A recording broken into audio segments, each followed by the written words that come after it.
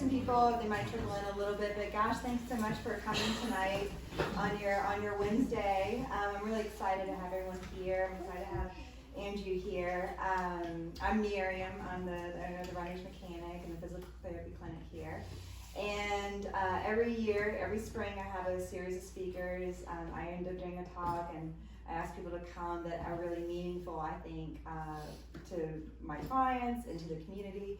And Andrew is definitely one of those people. He gave a really great talk last year. I saw a client last night and said it was funny. I wasn't expecting it, but after your talk last year, I left feeling a lot lighter and just very optimistic. And it was a really nice feeling. So we're really glad to have him back.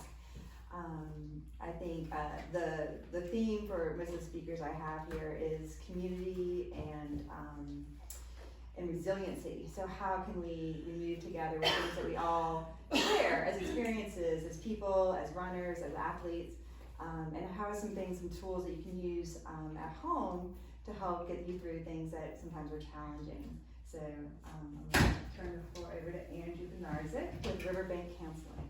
Thank you. Yeah, I'm glad to be back. When I signed up to do the talk last year, I didn't realize that Miriam is pretty much a local celebrity. There was like 5 or 6 or 7 people that I only sort of knew that came up and were like, "You're doing a talk, the runner's mechanic," and I was like, wow. But I really enjoyed that talk, and I'm excited to talk to you guys tonight. So I'll talk a little bit about me and then give you an overview of what to expect. So I have a private practice in Asheville called Riverbank Counseling, and working with athletes is a big part of what I do. It's not my whole practice, but it's a big part of what I do. And I really enjoy working with athletes. So anything involving the mental parts of sports. So confidence, resilience, the emotional side of recovering from injuries, and anything that's just getting in the way of improving your performance or enjoying your sport more or feeling more fulfilled. So I really enjoy doing that. And so I'm an athlete. A little background about me. I grew up playing soccer competitively and still play competitively, if you could consider it that. Asheville actually has a really big adult soccer community. I don't know if you guys know anyone who plays in it, but I've been here 13 or 14 years, and it's at least quadrupled in size. So that's been great. But so growing up, I played competitively, and I played in high school, and I played in college, and so I have a good understanding of what competitive sports is like. And through that, I had to run. So I had to run. I'd never liked running at all, but I had to. It was probably why I didn't like it, because I felt I had to. And it was always for time, and it was always, if you make this time, you get to play on the team. So, but I ran a lot because that was part of soccer, especially as it got more and more competitive. And I have vivid memories of like trying to run certain amounts of certain miles and however many minutes. And running it's really a challenging sport. So I have a lot of respect for. I assume most, if not everyone in the room, is a runner, and so and I have some enough context, I think, to understand it a little. So what you can expect tonight, we're going to talk about visualization and mantras and how they can help you as a runner. So the main points that I want to hit on are how visualization, and I'll refer to it as mental practice. I feel like that's a good way to conceptualize what visualization is. So how that primes your brain for athletic success. Visualization and mantra help. How that can help you overcome limiting beliefs. And then forming a new positive mental pattern through repetitive intentional practice. So those are kind of just what we're going to go over tonight. And the structure of it, I'm going to first tell a story about a professional runner who used these techniques a lot and very effectively. And then we're going to talk about the why. Why are these tools helpful? A little bit of background in neuroscience and psychology. And then some practical, like practice a little bit. So we only have 45 minutes, so that's a lot to fit in. And we'll have a Q&A at the end if we have a bit of time. So the athlete I want to talk about is Billy Mills. So prior to looking into this, I did not know who Billy Mills was, but maybe some of you guys do, I don't know. So he was an American Olympic runner back in the 60s. So he was not well known before the 1964 Olympics. He was actually second on the US team in the 10,000 meters. And I guess historically, we're not that great in the 10,000 meters as a country, apparently. So but the top guy in the world at that point was named Ron Clark. So Billy Mills, I think his best time was somewhere around 29 minutes, and Ron Clark's had the world record at 28:15. So he had to find a way to shave off 45 seconds. Did I do that math right? Yes, 45 seconds. And that's a lot of time in that amount of, in that kind of race. It doesn't actually seem very realistic to me that he was able to do this. And there's a video that I can send the link to, because it's a really good video that kind of like has interviews with him and then the race and interviews. So leading up to the race, one of his main techniques was visualization. And he talks a lot about how for years, 4 years leading up to the Olympics, he would visualize several times a day. All kinds of different things involving the race, winning the race, staying on that guy Ron Clark's shoulder, and like basically just like getting himself in the mindset of like he can stay with him and he can win the race, even despite it's seemingly unrealistic that he could shave off that much time. So when it got to even in like the time trials, he wasn't really keeping up. So. But so the race itself, and again, there's two videos. One is some interviews with him, and one is just like the race itself, like highlights, and they're both really good. So he does keep up with Clark the whole race, and I guess Clark had the strategy of surging every other lap, and so to try to leave people behind, and it was effective, except this guy Billy Mills and then this other Tunisian runner stayed with him. So on the last lap, they had been lapping people. So on the last lap, going not quite into the final turn, Clark was boxed in, and maybe as a runner you should know that's not good. So Mills had like a lane to take the lead, and so Clark like nudged him a little bit. And I don't know the ethics of running, but it seemed like a foul to me. And then he nudged him more, and like he almost fell over. Mills almost fell over, so he kind of like lost his momentum, and then the Tunisian guy like kind of grabs Clark and like squirts through and is in the lead. So Mills is like he falls back a bit. So at that point, he's there like on the final turn. He had been near the lead, and it's not looking good. So his mantra at that point is one more try, which is pretty positive. Like one more try, just give it one more push.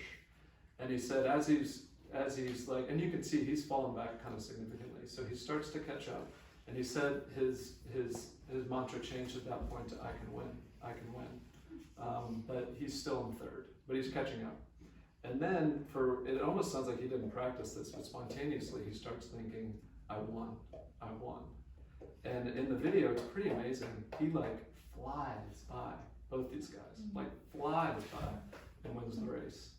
And I guess it's still seen as like one of the biggest upsets in Olympic history. Like not many, I guess at that point, no non-European had won, and there's still no one from the Americans who has won this race since. So, 60 years-ish, 50 years. Anyway, a while. So, and it's not that he didn't train, but this was one of his main techniques, and it's pretty amazing to shave off that amount of time. So, anything else I want to say about that? No, but I will email you the video because it's really good. It's really interesting listening to him talk about it. And a lot of it had to do with the power of visualization in particular, getting him to believe that he could do it, getting him to believe that he could stay with this guy and that he could win.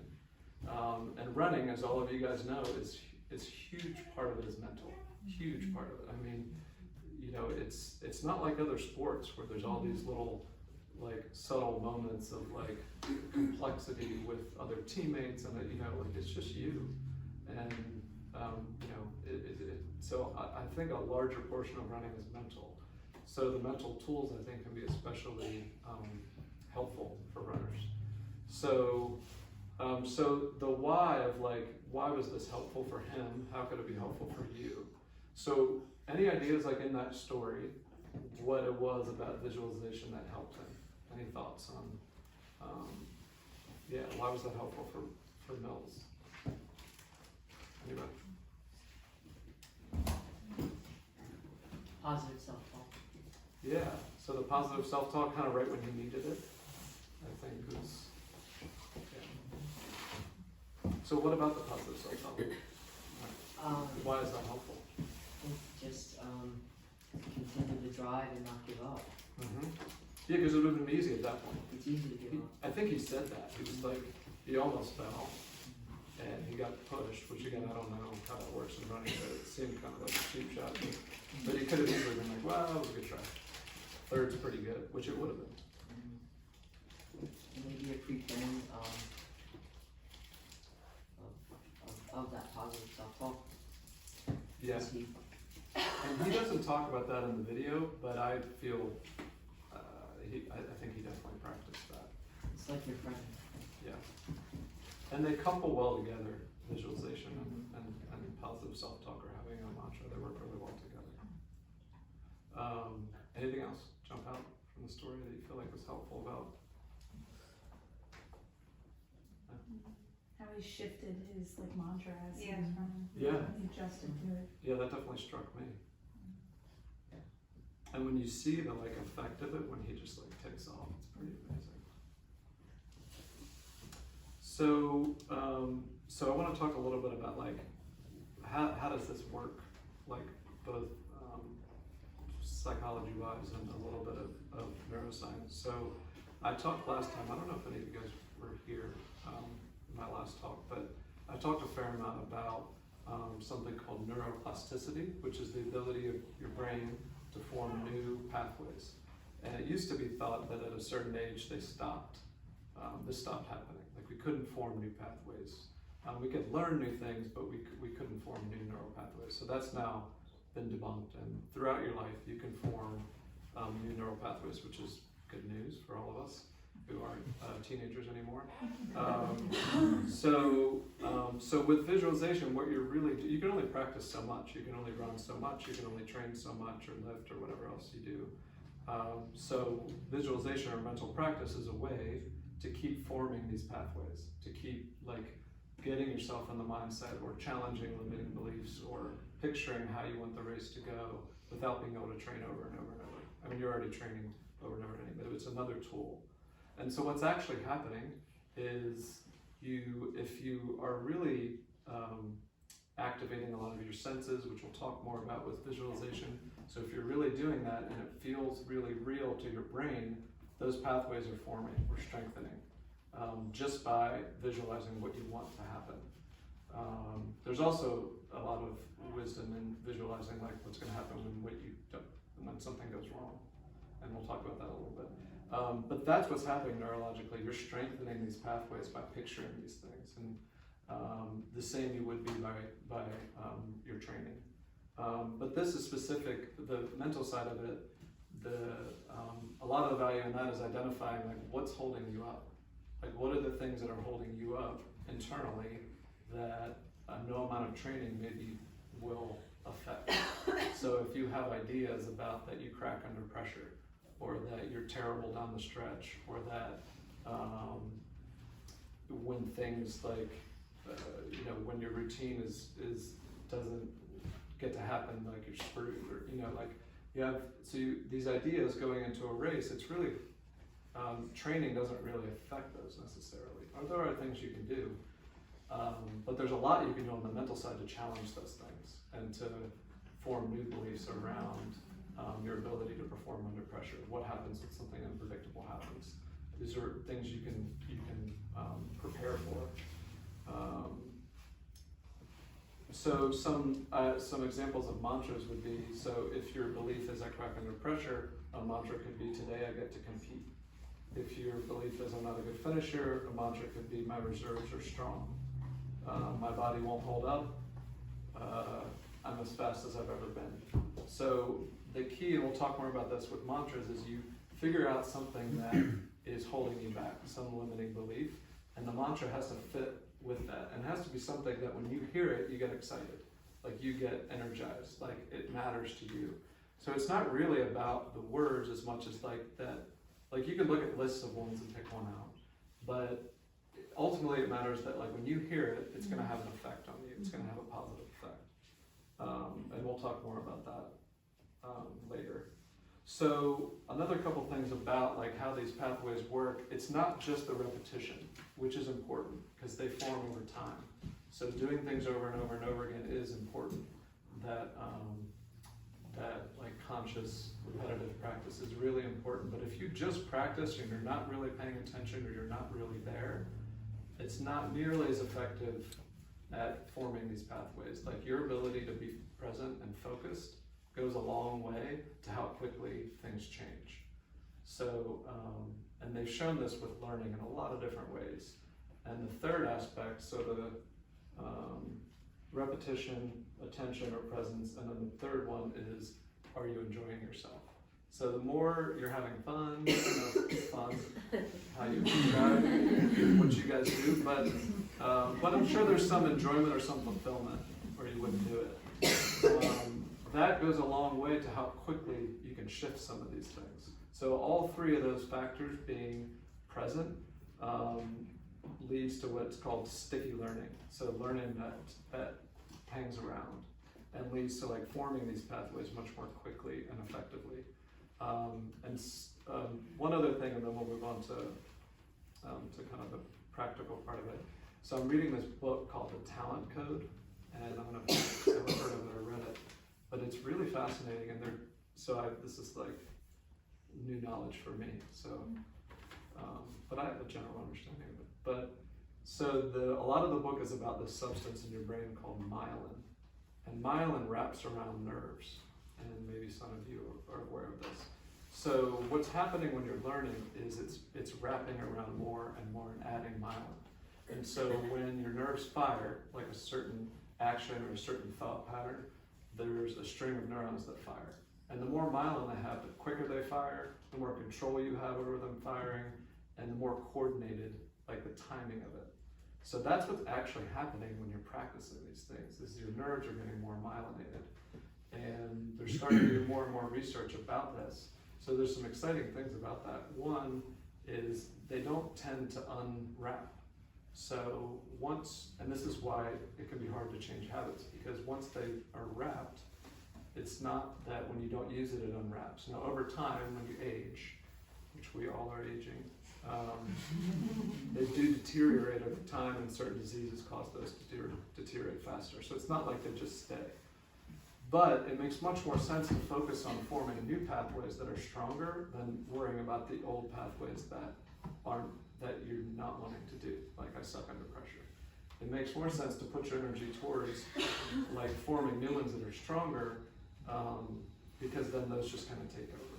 And you can think about it as one being like a really efficient high-speed train, and one being like a bus system, kind of like we have, like one's fast and efficient and timely, and one is, going down the path, but it's unpredictable, it's not efficient. And so what you're trying to do is build efficiency, and notice where like things are holding you back, and find ways that like you can put your energy that are going to be more effective. But that's a good book if you're looking for more information about it. The Talent Code. Let's see. What's it called? The Talent Code. Daniel Coyle. Coyle. Okay, so let's talk a little bit about the practical, like how this looks in a practical sense. Let me see what time it is. So, I don't know if anyone's have you guys tried visualization? Have you like listened to guided meditations, or so you have some context for some of this stuff? So there's some key components to it, and one of the main ones is, like I said at the beginning, is that you're bringing in your senses. And So I have a worksheet that I'm gonna give you guys at the end to help if you want to create one for yourself. But really, I'd say the most important thing is that you're bringing in things that you can see, that you can smell, that you can hear. Taste doesn't come in as much, but it could, or that you can feel, because those are sending signals to your brain that this is happening. And it's not quite like it's happening, but it's not that far off either. And the more real it feels, the more effective it's going to be. So that's one really important thing about, and when you listen to a guided visualization, you probably notice that. One other thing they do when you listen to them is they are detailed, but they leave room for you to fill in some of the blanks. So they cue you to like notice what you're seeing, but don't necessarily tell you exactly what you're seeing, because how would they know, you know? Whereas if you're doing one yourself, like you could write yourself a script for a upcoming race, you could pretty much, you'll know the details. The other thing to think about is there's like an 80-20 rule with, when most people think about visualization, they think about picturing what you want to happen. So the ball going in the hoop is like a classic one. And that's great. And that's kind of what I described before with Billy Mills. But 20% of the time, you also want to practice what happens when it doesn't go well. What happens when you slip in a race? What happens when, I don't know, you forget to eat breakfast or something, or someone pushes you and you almost fall. Or you just don't feel good, like your legs just don't feel good. Or you get lost. Or you get lost. God, that's particularly tough.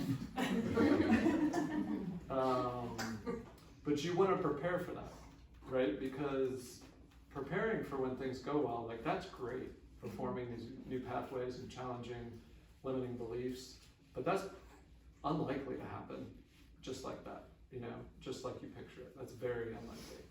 And so having the flexibility of like, okay, if this happens, what do I do? Is really valuable, because again, you primed yourself for like, I'm ready for that. I know what's gonna happen if this happens. If my legs feel really heavy at the beginning, like that's okay. Like this is what I'm gonna do. Or, you know, if I get lost, that's tough. How do you prepare for that? But it would be a good idea. Everybody in this room Yeah. is lost. Extra. Yeah. Extra miles. Yeah, that's true. Extra miles. So, but good to prepare for, because that could be very disorienting, anxiety producing to get lost. I've never been in a sport where that was a risk. But 80-20, so you can think about that, like preparing. And so the 20 is not like, I'm gonna visualize getting lost and that's where it ends. You know, like you wanna visualize like this happens and then what? I get up, like I fall in the mud and then I get up. And this is what I'm gonna tell myself, you know? So that it's not like lost at that point, or you're just like, oh, this is terrible. So that's another important factor with visualization that I think gets missed a lot if you read about it, or that it's all about visualizing the positive. And then mantras we'll talk more about in a bit, but the idea, like I said, is identifying a limiting belief and then finding something that counteracts that. And it's very individual. And you might find one that speaks to you, but more often than not, I find people have to play around with a few and try them out, and then settle on one. And it might change depending on the race, or you know, change over time. So what we're going to do now is I'm going to lead you guys in a visualization if you're up for that. To give you an example. So this is a so you don't have to do this yet, but if you can close your eyes if you want. If you're not comfortable closing your eyes, you can just kind of look down. But let me give you some context first. So, and it'll be like 7 or so minutes. Not that you're going to be very aware of time. But the context is this is a race that I made up in Nashville. And this is a good one. But hopefully you can kind of picture it. So down near the river, near New Belgium, that little bridge, the Craven Street Bridge. So it's the smallest bridge right below the 240 bridge. So imagine that that's and you don't have to do this yet, but that's the starting line. And then you go right along Riverside and follow the river all the way up to the Amboy Bridge, which goes back over, make another right through that park that has that little dog park, and there's a trail that's sort of complete, sort of a trail, all the way back to New Belgium, and then you end on the same bridge. So that's the route. I don't really know how long that is. Maybe it's a 5K. We'll say it's a 5K. So I'm gonna lead you through, you don't have to do anything. You can just, like I said, close your eyes or look down. But you'll notice, like, we'll just hit certain parts of the race, certain, like, highlights. But I do want you to think about someone that is gonna be at the race that you really wanna beat. So this could be someone in the room, it could be your nemesis in the local Asheville running community. If that happens in soccer, I don't know that happens in running. But I want you to picture someone that you want to be, because that will help. So, any other context? Yeah, this person always beats you, by the way, every time. But this is your time. Okay. Oh, and then I'm gonna have a mantra that I'll say at different points. That just as an example, that this is how it could work for you. But the mantra is I feed off competition. So that's something you'll hear during. So go ahead and either close your eyes or just kind of look down.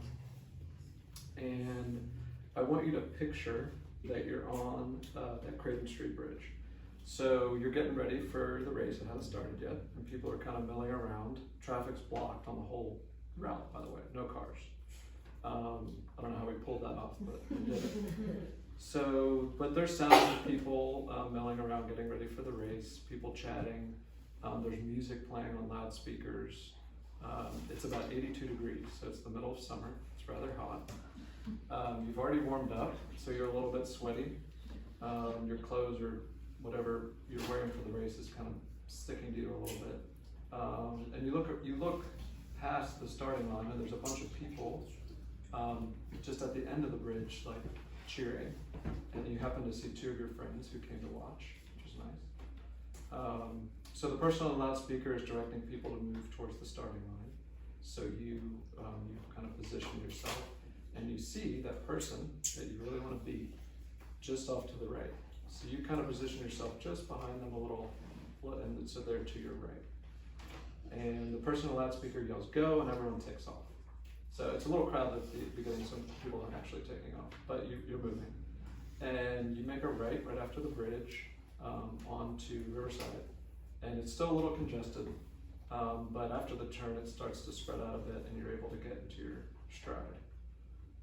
So the race continues. You go all the way up Riverside, around that roundabout, past studios, businesses, and so you're all the way up to the Amboy Street Bridge, which is about halfway. So the bridge is coming up on your right, crosses over the French Broad.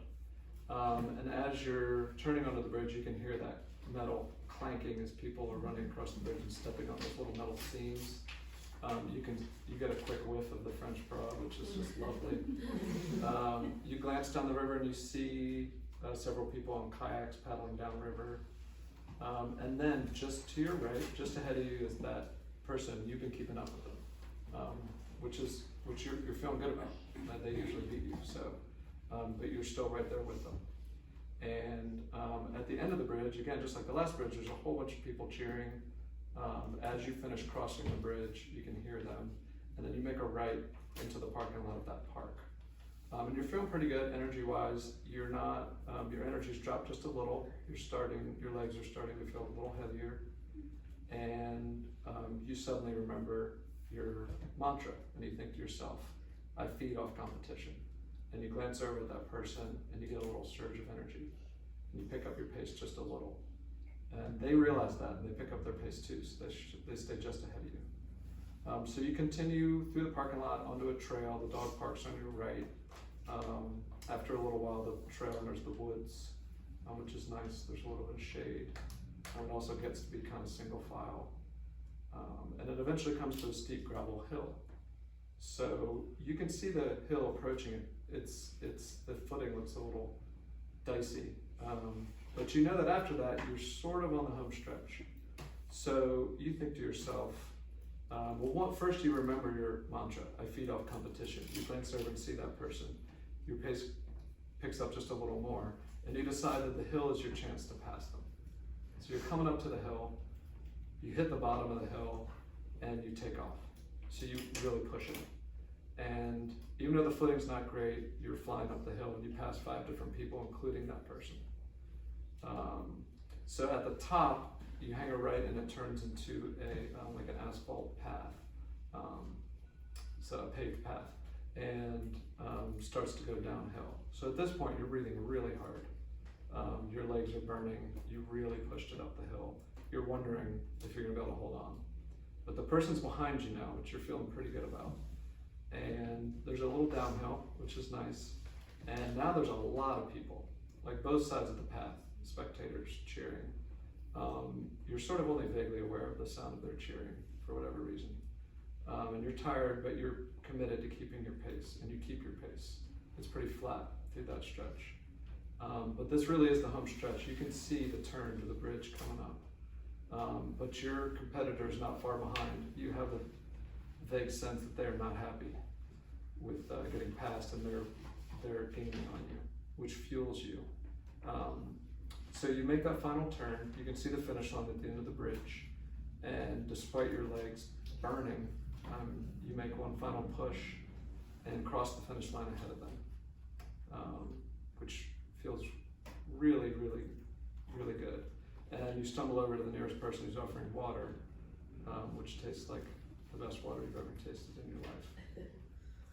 And then you continue to kind of walk it off, let your breathing go back to normal. And that's the end. So take your time, but you can open your eyes whenever you're ready and come back into the room.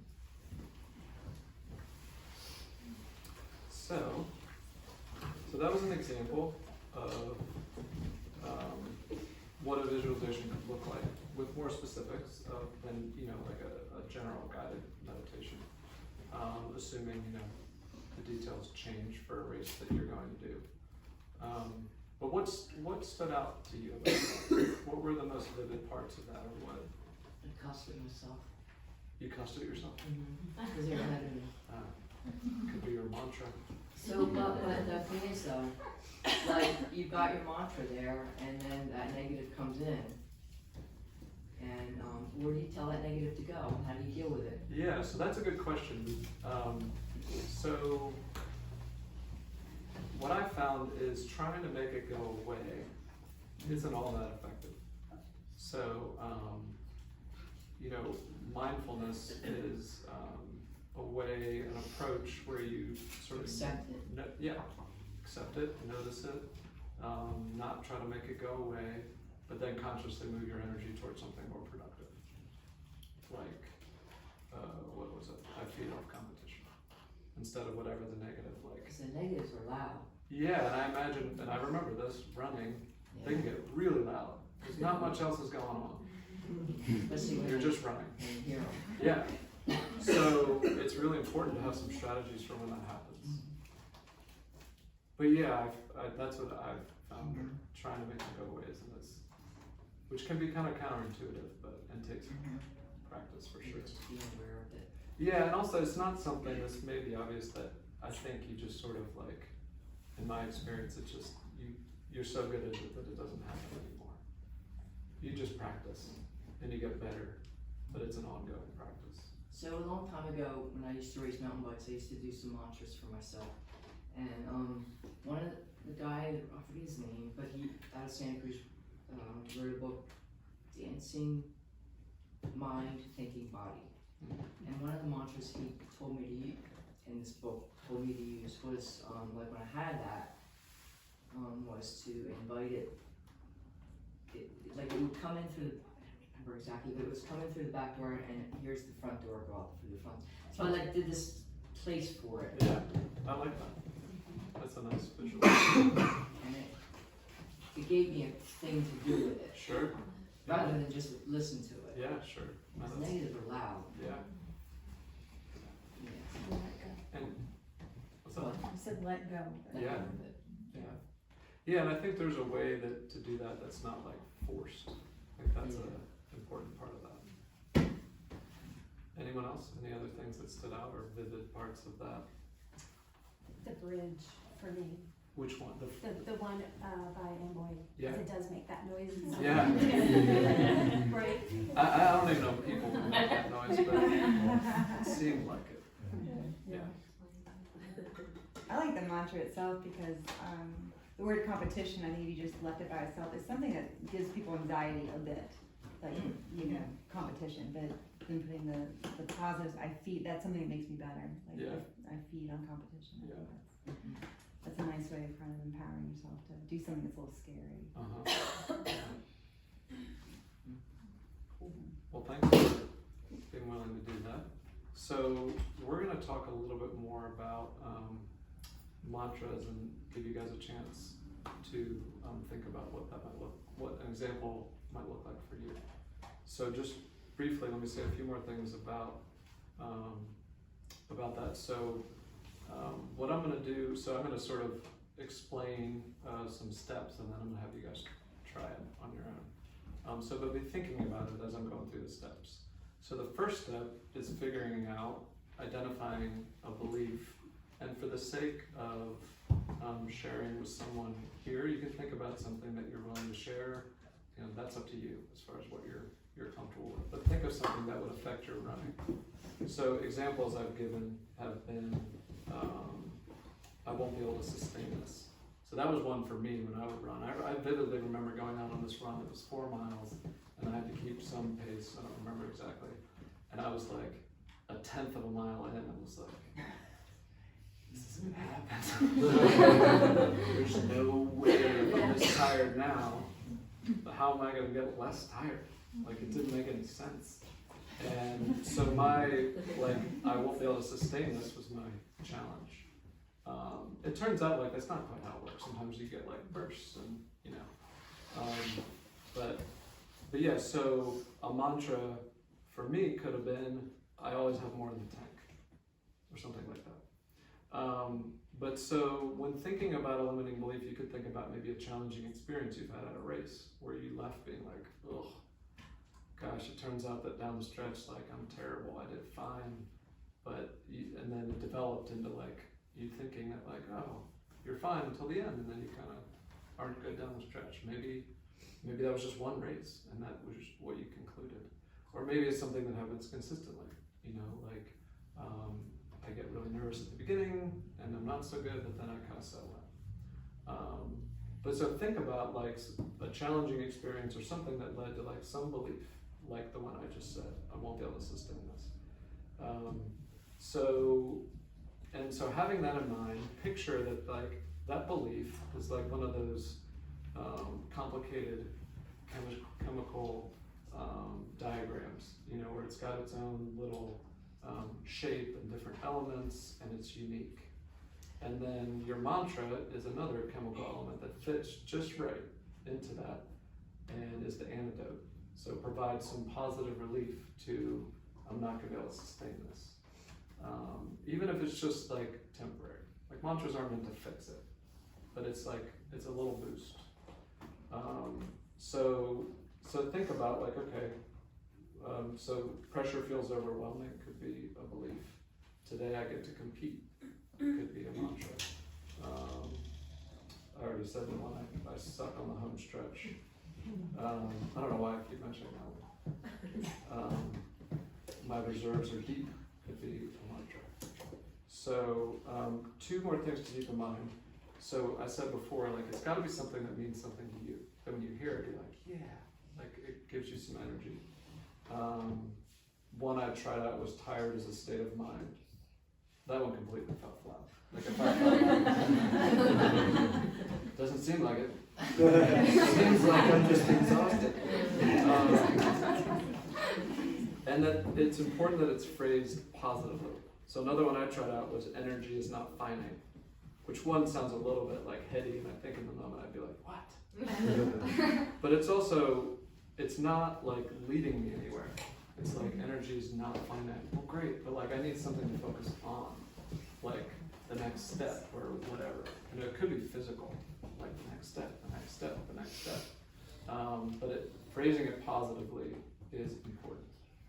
So we don't have a ton of time, but I want to give you guys a few minutes to do this. So how this is going to work is I want you to find a partner and just turn towards them, and I'll talk you through what to do. But basically, if you've come up with a belief that you're willing to talk about, great, and start there, and then start to brainstorm like what a mantra could look like. If you haven't, then your partner's job is to help you determine that. What's a belief that's getting in your way.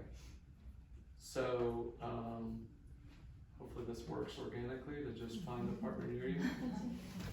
Working in threes would be okay, but that could be hard to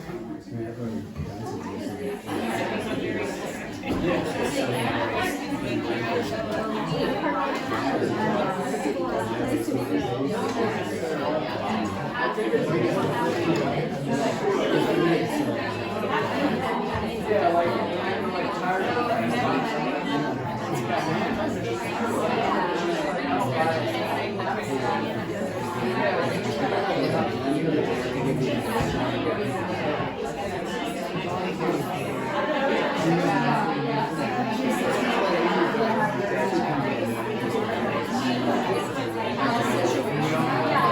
I'll tell you when to switch. You just do one person.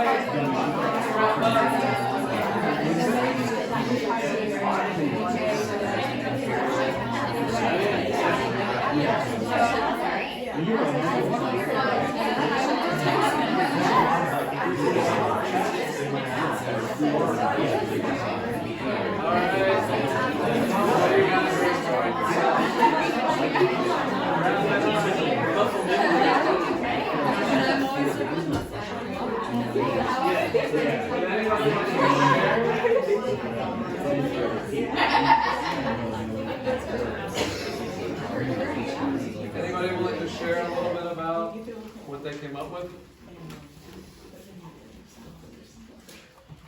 You guys, thank you for being so willing. Could have kept going for a while. Maybe a mantra that came out of that. We have two really good ones here.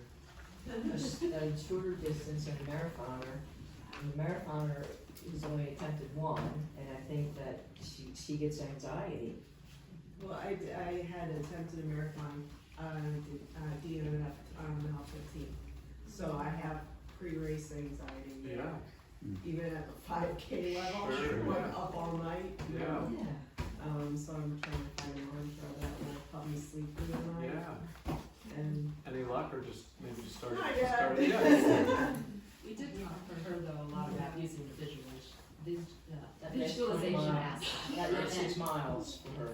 Yeah, and one thing you could think about with that is, as part of the visualization, you're probably pretty aware of what that's going to feel like, you know, and so having some ways that you're going to like calm yourself down, both leading up and during. That could be interesting during, but you know, when you start to feel those things, like, oh, these are some things that help you calm down, maybe not fully calm down, but like bring that intensity down a little. Like the ebb and flow. Anybody else? Not really, but like with the anxiety and stuff, when I did my first trail race, which was this year at the Cradle to Grave, I got there and I looked at all these young women and I thought, there's no way in hell I can compete with all these strong young women. Yeah. I'm in my mid-60s. Half a mile into the race, I'm by myself, and it was pouring rain, and it was muddy, and it's like, you know, what am I doing here? And then I thought, I'm playing in the mud. And I'm out running, which I love to do. I'm out in the woods, just enjoy it. Just forget about everything else and enjoy it. And I had a blast and came second in my age group.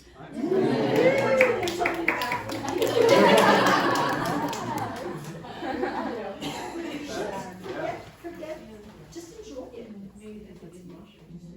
And I think that gets to like thinking about why you're doing it, which I feel like I noticed adults tend to have done a little more of than some of the younger folks I work with.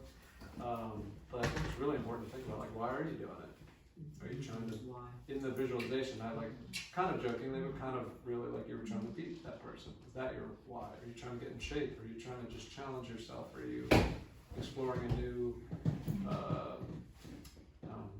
what's the word? A new habit or a new, or is it social? So, you know, there can be all kinds of reasons you're doing it, but I think kind of knowing that going in is important. Because it helps you stay focused on like, oh, right, this is why I'm doing this, not to beat those girls. You But know? I did sign up for the Fontaflora 50K, which I've never done before. And now I have high anxiety after I finish this. Just enjoy it. So that's the goal. Anybody else? So I came to your last Uh-huh. talk and really liked the story about, or the piece about like reframing your personal story or not getting mired in that negative story. And I definitely used to say that I don't run well in heat because I like cold, and that was a thing this summer. So I think thinking about, actually I had a really good training cycle in this last very hot summer. Cool. And maybe something like, you know, I'm tough, I'm tough, I can handle anything, or I can handle anything. Yeah. Nice. And that's a good one, particularly heat, you know, knowing like. Yeah. Well, thanks for sharing. I'm sure we could keep going, but time-wise, we're about out of time. So these were intended to send with you. So the idea with this is a couple things. So the first part is basically just some details about the race. So like kind of like the context that I gave you for that made-up Asheville race. The name of the race, distance, terrain, location. So you could do this for a race coming up, the Black Mountain Marathon or 50K you mentioned. It's helpful if you have some visual context for the race. Because then you can see there's like 4 key moments. You don't have to use all 4, you can. And under each one, there's like cues for each sense of like, what can you see? What can you smell? And so the idea isn't necessarily that you're doing visualization for the entire race, but maybe key moments, halfway point, mile markers, finish, and things you're going to be thinking about at those times. What are you seeing? So that, so it's like an outline for a visualization. And so if you choose to want to do this, you could do a couple things. You could just read yourself through and record it, and then listen to it. Some people really don't like hearing their own voice. If you're one of those people, don't do that. But it's quick. You can do it pretty quickly. You know, like you could. That's the quick version. The longer version is if you want to write it out, do the outline, write it out, have someone else record it, and then you can listen to it. But the value is in listening to it, you know, many times leading up to the race. There is a lot of value in writing out the script too, because by doing that, like you're really having to think through it. So even though it's more time consuming, that, yeah, there's some upsides to that. But yeah, that's what that's for. So, I don't know that we have time for questions. Can I ask you a suggested question on visualization? Yeah. Would you suggest these key moments be when we think we're at our weakest and we need something? Yeah. Like, okay, the first third of the race, I need to think this. Yeah. The second third, I need, you know, and before that second third kicks in, Yeah. I'm going through the visualization at that point, going, okay, for the next bit, Oh. this is it. Yeah. You know, in other words, is this in the middle of my struggle or is this before it hits that section? I would say if you know, like in my joking but real example, like the first 1/10 of the mile, I might have one there. Like I'm starting and like there's some point at which not long after I started where I'm like, oh gosh, I'm already, you know, like for me that might be a good time to remind myself like, oh okay, I'll use it, you know, or something like that. So yeah, if you anticipate that there's parts that are going to be hard, then I would in your visualization like make those the key moments before, or like as the halfway point is often significant, or mile markers are often significant. Or if you've done a race before, like that one hill or whatever, then I would. And you would do for that. it before you got to the hill. Yeah. The hill. I see this, I'm gonna charge up that hill. Yeah. This is, Yeah, kind of before and during, okay. and then the next key moment. I have a question. Thank you. Another thing, back to mountain biking again, I used to listen to a really slow song by Enigma before my races because I was a person who didn't need to be up Right. at a race. I needed to be calm. That's a good point. Yeah. And I also train dogs, so dogs are a whole other thing, but it's really similar. I had a Doberman back in the 90s who he was really up, and I didn't need to get him up, I needed to get him calm. Yeah. It's the same thing with people though. Yeah, and so I had someone who had a mantra that was like slow is fast. But Yeah, they were just like, easy. yeah, like they wanted to not running, although they could work for running, but like that ease was more important. That they just got all in a dump and Calm. that wasn't good. Calm, confident, and Well, I want to let the people who were thinking 45 minutes go because we already went over. But if you have other questions, I'll be here. And thank you for being here.